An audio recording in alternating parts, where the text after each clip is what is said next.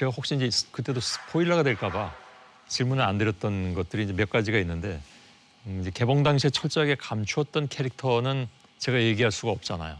네. 그 지하에서 나타난 사람. 네. 예. 초창기 기생충 시나리오 쓸 때는 예. 4대 4, 부잣집 4인 가족, 가난한 집 4인 가족 이렇게 4대 4로만 있었습니다. 예. 예. 그 상태에서 뭐 몇 가지 시나리오 버전이 나오기도 했었고요. 근데 이제 뭔가 풀리지 않는 한 열쇠가 있는 것 같은, 그러니까 이제 열어야 할 문이 하나 더 있는 예. 것처럼 느껴질 때가 있습니다. 시나리오를 쓰다 보면 예. 그 손잡이가 손에 잡힐 듯 말 듯한 문손잡이가 자꾸 딱 열면 될 것 같은데 예. 잡힐 듯 말 듯할 때가 있거든요. 예. 시나리오 여기 쓰시는 분들은 다 아실 텐데 그러던 차에 2017년 여름에 제가 잘 아는 선배 배우님 가족과 이제 식사를 하러 가던 차 안에서 예.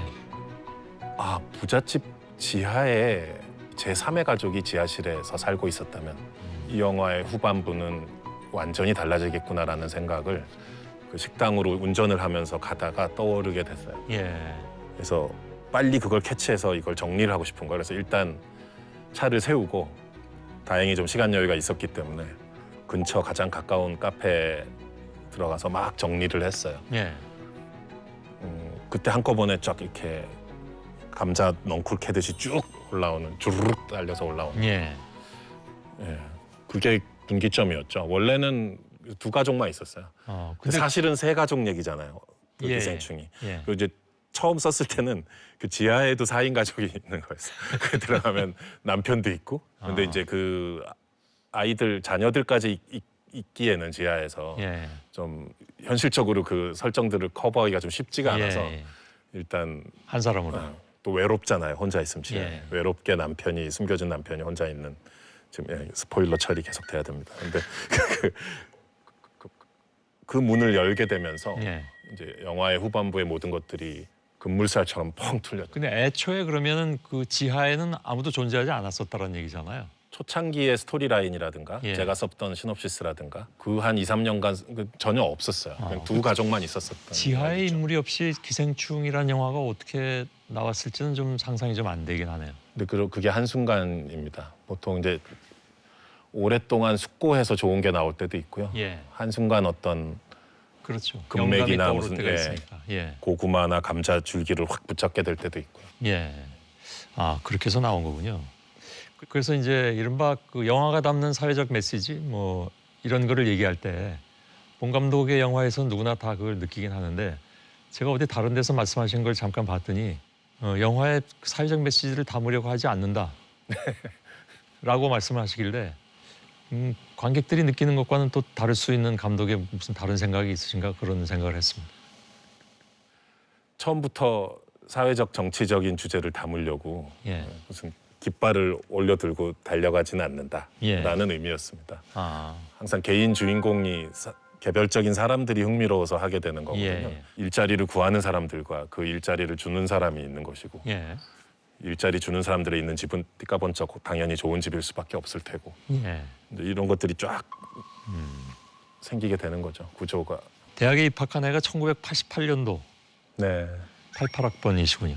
네. 봉준호의 대학 시절은 어땠을까요? 그 시기에 감옥에 계시지 않으셨나요?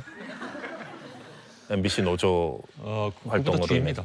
뒤인가요? 예. 아, 예. 92년. 92년. 예. 1987년 6월 항쟁 이제 한국 사회가 확 변했잖아요. 예. 이제 군사 독재 정권이 무너지고 예.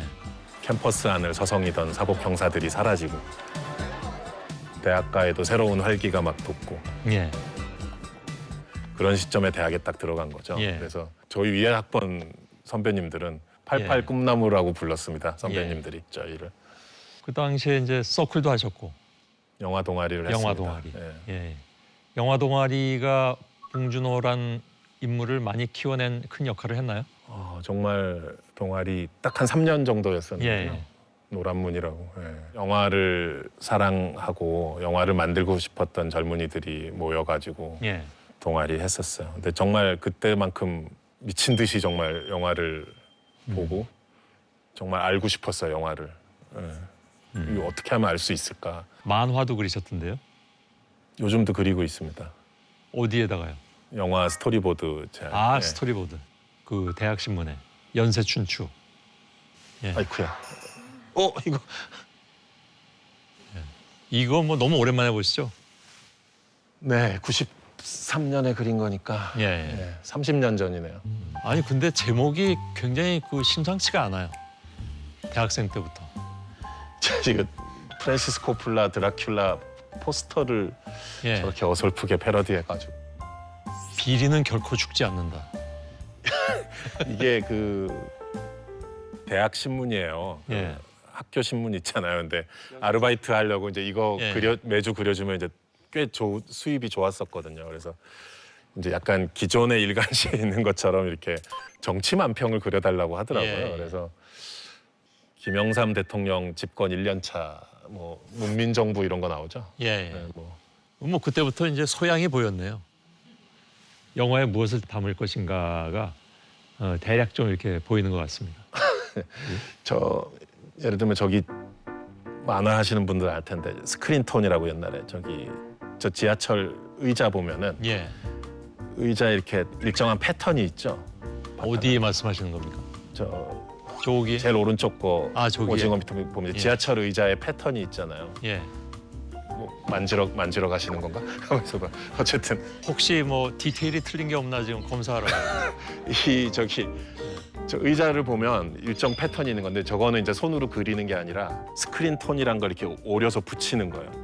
옛날 만화 해보신 분들은 알 예. 거예요. 대학 신문 만화 아르바이트에서 저런 예. 스크린 톤을 동원한 거는 제가 예. 최초였다라는 편집. 그렇게 계속 편집장님 말씀하시고 말씀. 있는 사이에 저는 계속 오징어 다리 개수를 세어봤습니다. 집요하시네. 네.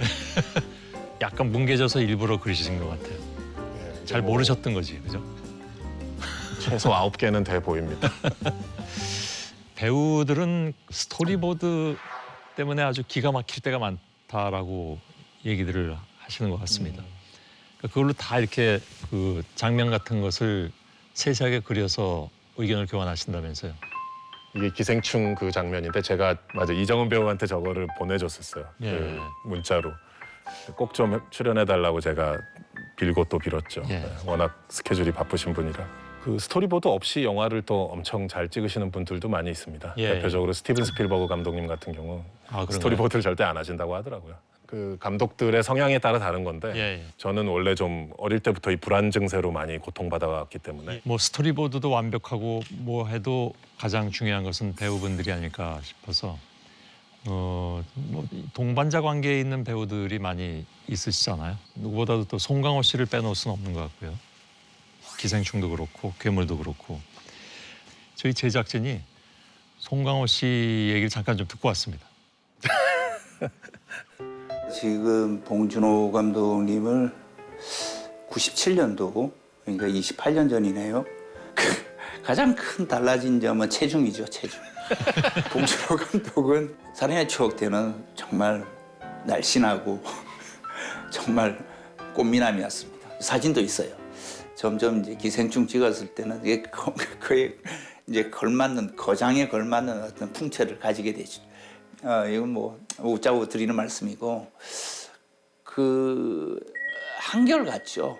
예, 너무너무 한결같아가지고 그것 또한 놀라운 지점이 아닐까라는 생각이 듭니다. 봉준호 감독님이 그 특징이 본인이 직접 연기하는 실연을 너무너무 잘해요. 거짓말이. 살인의 추억 같은 경우는 예를 들면 제가 음치박치인데 제가 노래 부르고 춤추는 장면이 하나 있어요. 근데 그렇게 안 맞는 거예요. 박자가. 심지어는 지금 오케이 버전도 반박자가 틀립니다. 어느 장면인지 말씀을 안 드리겠는데 봉준호 감독이 봤을 때 하도 못 맞추고 이러니까 어떤 동선 속에서 노래와 안무를 쫙 보여주는데 기가 막힌 거죠.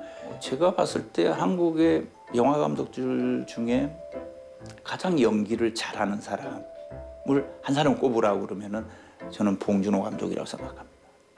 뭐 숱한 과찬을 다 제외하고 정말 위대한 예술가이다라는 말씀을 드리고 싶은데 참 자랑스럽기도 하고 또 감독과 배우를 떠나가지고 옆에서 지켜보면은 좀 어른이죠. 그러니까 가끔씩 어르신 제가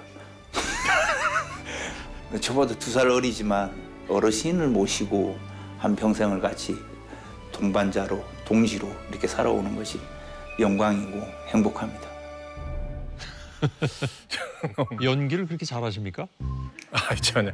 제가 그 유승환, 뭐 이경미 감독님 등등 그 후배 감독님들 영화에 카메오로 출연한 적이 있어요. 아, 그런가요? 임필성 네. 감독도 그렇고 상당히 오래 전인데 뭐 그 후로 전혀 섭외가 들어오진 않습니다. 저의 이제 그 흉측한 연기는 다 그 영화들에 남겨져 있고요. 저도 되게 못합니다. 이제 방금 얘기하신 그런 것들은 뭔가 빨리 현장을 진행해야 되는데 예. 이제 뭐 뭔가 상황이 좀 어색해져 있거나 좀 긴장을 풀어드리려고 저의 이제 꼴사나운 연기를 제가 먼저 망가져서 보여드림으로써 예. 분위기를 좀 만들려고. 근데 제가 뭐 나서서 직접 연기하거나 그런 경우 많지 않아요. 예. 영화가 뭐 감독, 촬영 감독, 프로듀서 많은 사람들이 모여서 만드는 거지만 무슨 다른 사람의 영화를 볼 때나 또는 뭐 드라마나 또는 연극 공연을 볼 때 항상 촉각을 곤두세우려고 애를 많이 쓰죠. 또 우리가 모르는 어떤 또 배우들이 위대함을 감춘 채 이렇게 지금 묵묵히 일을 하고 있을까 이런 생각을 많이 해보게 되죠. 내가 만난 봉준호 감독님은 심리 상담사다. 봉 감독님이 다른 분들이랑 뭐가 다른지를 좀 생각을 해봤는데 그냥 처음에 가면 뭐 밥 뭐 먹었어? 오늘 뭐 컨디션 어때? 뭐 그러니까 약간 좀 배우보단 최우식 인간 최우식을 좀 더 이렇게 알라고 하셨던 것 같고 그게 좀 저한테는 용기가 나는 지점인 것 같아요.